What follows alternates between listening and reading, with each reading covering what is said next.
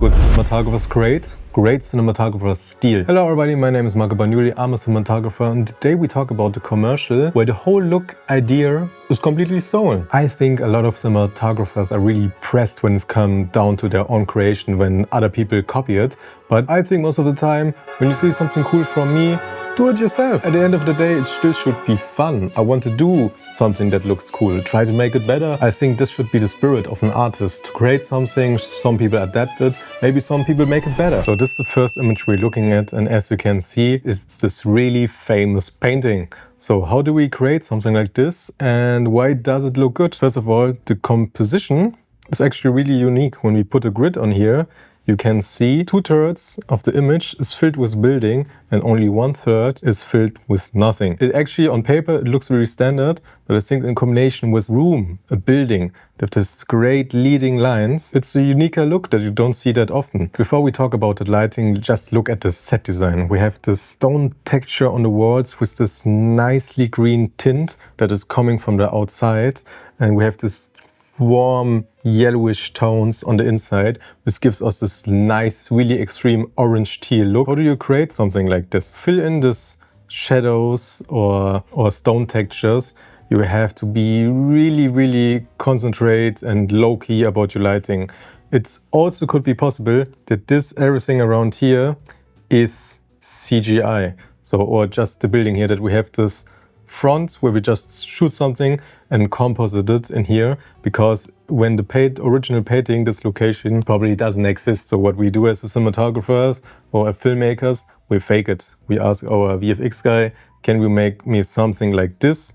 And then we only have to concentrate on shooting something that has this background, and we put it later back in here. Also, because of the exposure difference, our eyes are lent to look into this. This side is pretty dark. We only have a little bit of bluish tint in the background that fill in these shadows. My favorite way to do it in a situation like this, where you don't have a lot of budget, this is clearly a high budget commercial, but just put on apertures with a lantern on the street up and just tint in on 10,000 Kelvin and letting get an even atmosphere around the scene. That's how you get this really soft roll-off across the scene without it looking unnatural, because you put the light really high, and because of this 360 feeling, it's really soft. Then you look for the most natural way to light indoors, and that's it from above.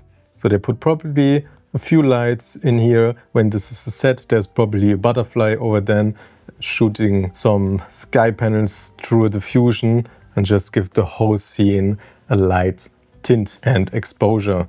As you can see, the light source stops at the table because the man is not getting any light on the back.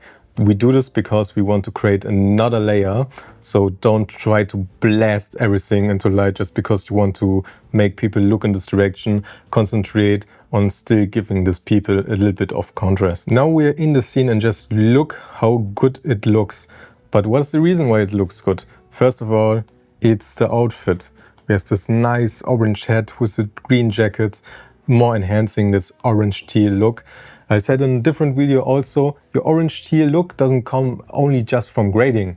You have to put the environment, the actors in this color palette, otherwise your grading won't work. It just looks like you put on a lot and it looks disgusting.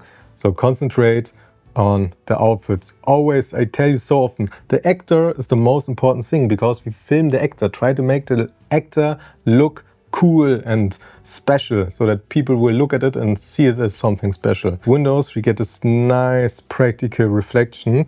Most of the time it's pretty difficult to shoot in front of the window at night, because we have C-stands, we have the cameraman, and it's pretty easy to see them in the reflection. There are different ways to cover that up, and this is, you all should start wearing black. So you wear black, but the actress, please don't wear black. And we put everyone over a black cover. So the camera has a black cover, the C-stands get a black cover, so that there's no way any reflections you will see in the background. It is a hustle to do, but really necessary when you want to concentrate on shooting and not doing every 2 seconds, we see a cameraman, we see a C-stand. So just do it at the beginning and it will save you a lot of time. Then as you can see, we have here a top light over them, where you can also use an aperture with a lantern and some flags around it so that we get this nice even top-down shot. What I don't like about the shot, I think the table is a bit too hot. So I would choose a different kind of table. But what's also good about this table is, because maybe that's the reason, she's wearing a hat. And a hat tends to do to light people very difficult, because you can't go from the side because that's covering her face. You can't really come from top because that's also covering her face. So how do we get exposure on her? So first thing is, when you have a top light, you have bounce. So the light from there goes here back to her face. Then another thing you can do is enhance the smartphone light, so that's really bright and giving her a bit of exposure.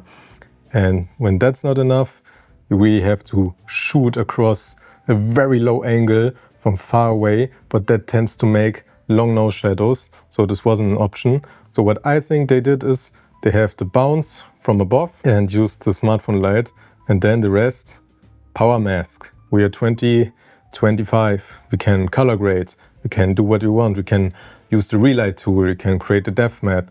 So when the light direction is just set and the form of the light is there, you can boost it in post and shape it a little bit later, because this sure makes everything a lot more difficult. When we're going for the close-up, you actually can see it not that soft or high quality light. It really looks like a small smartphone light, but when you go closer, now you can put it as Terra a bit closer, or because we have this top light and you want it to look more natural, you just use a bounce board to bring this light back into her face, because you can see the roll-off is actually pretty nice. I don't think they have to put a neck on the side, because this whole location is really dark. So when you have darkness, you probably won't need to subtract a little bit of light. This is also a really cool shot, because I'm a big fan of doing too much.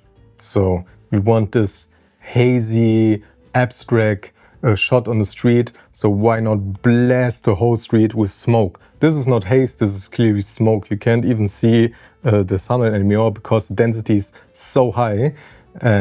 But this is a rememberable shot because it looks so extreme. We have this Asteras probably in there that gives a blue tint, which makes it even more abstract and underlines our orange teal feeling.